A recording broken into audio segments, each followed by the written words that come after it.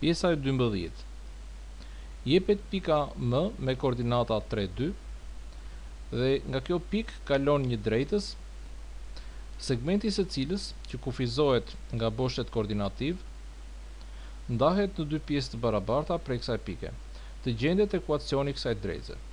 Pra këtu kemi paraqitur një situatë, pika M është pika me koordinata 3, 2, nëpër të kalon një drejtës e cila duke u kufizuar nga boshtet koordinativ përcakton një segment që në rastin tonë është selektuar me ngjyrë jeshile.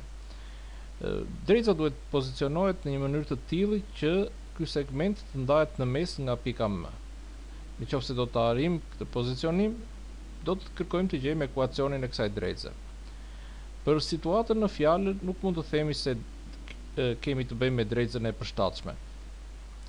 Një pozicionim tjetër i drejtësës në këtë figurë na tregon që përsëri nuk kemi të bëjmë me drejtësën që i përgjigjet kushteve të ushtrimit tonë.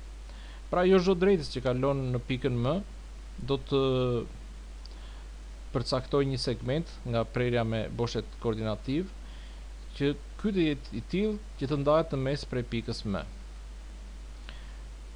Ky pozicion i drejtës do të na sillte një situatë më të pranueshme për të parafetyruar dhe në vazhdim do të gjejmë algebrikisht ekuacionin e kësaj drejtëse. Fillimisht do të përcaktojmë pikprerjet e drejtës me boshtet koordinativ si dy pika A dhe B, koordinatat e cilave po i shënojmë x i as, y i as dhe x i bes, y i bes. Pra nëse do njihnim koordinatat e pikës A dhe të pikës B, ne mund të përcaktojmë ekuacionin e drejtës që kalon nga këto dy pika dhe rrjedhimisht do të përcaktojmë ekuacionin e drejtës që i përgjigjet kushteve të ushtrimit tonë. Ajo çfarë mund të gjykojmë me këtë pamje është që x i pikës A është 0 dhe y i pikës B është 0. Pra po shënojmë për koordinatat pikës A 0 y i as dhe për koordinatat pikës B x-in e b's dhe 0. Nga ana tjetër, përderisa thamë që segmenti që kufizohet nga boshtet koordinativ është i tillë që ndahet në mes nga pika M, do të thoshim për rastin tonë që segmenti AB ka si mes pikën M dhe kemi të drejtë të shfrytëzojmë gjetjen e koordinatave të pikës M, formulat që japin koordinatat e mesit të segmentit, për të përcaktuar y-in e as dhe x-in e b's. Kështu mund të shkruajmë që x i pikës M është i barabartë me x-in e as plus x-in e b's mbi 2, ku njohim x-in e mes, i cili është 3, x-in e as që është 0 dhe mund të gjejmë fare lehtë x-in e b's.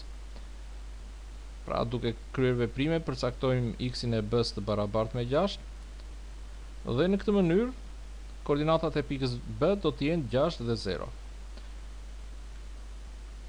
Gjithashtu mund të shkruajmë që y-i mes është i barabartë me y-in e as plus y-in e b's mbi 2, ku njohim y-in e mes që është 2, y-in e b's që është 0 dhe mund të gjejmë y-in e pikës A. Nga zvendësimi dhe kryerja e veprimeve gjejmë që y i pikës A është i barabartë me 4. Kështu për koordinatat të pikës A do të kemi 0 dhe 4.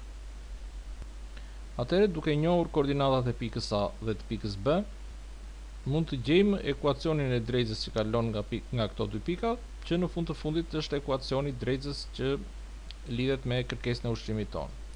Pra, ekuacioni AB se kemi shënuar është x minus x i as përmbi x-in e b's minus x-in e as i barabartë me y minus y-in e as përmbi y-in e b's minus y-in e as.